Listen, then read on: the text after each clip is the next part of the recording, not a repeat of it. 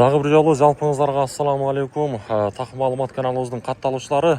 Bir лайкмен кіріп келіңіздер. Мен сіздерге бүгін дағы Ноқат шағырындағы валюта курс бағаларын таныштырамын. Бүгін бұйырса 21 июл 2026 жыл. Апта күн аптаның бүгін шешенбі күн, аптаның екінші күні.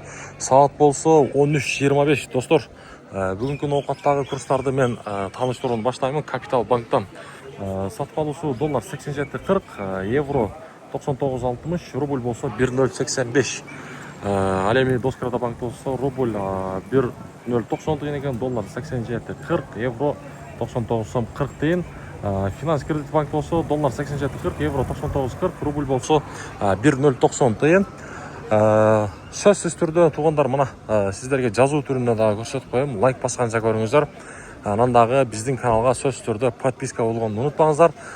Жарнама, реклама бойынша дағы біз бұйырса қызматтауыз, қандай жарнама, қандай реклама болмасын, біздің қоғамшылыққа тура келе тұрған рекламаларды біз сіздерге бұйырса тартулайыз, қызматтауыз. Байтшумбанк рубль 1.085 дейін, доллар 87.40, евро болса 99.40 дейін екен.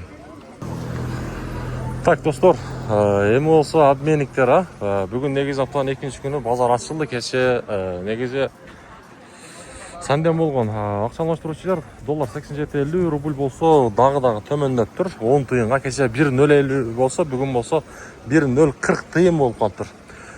Азия банк, анан туғандар, мен кеше айтқам, қайшыл аймақтан көрудастар, қайшыл республикадан, ошоны сөз түрде комментария жазыңыздар.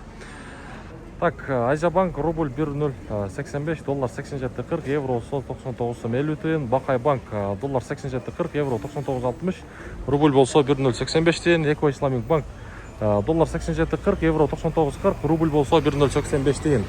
Мұна шындай достар, каналға дағы бір жол айтам, қатталыңыздар, лайк басыңыздар. Сіздерден ошол нәрсе бекер, бізге болса қолдау болады.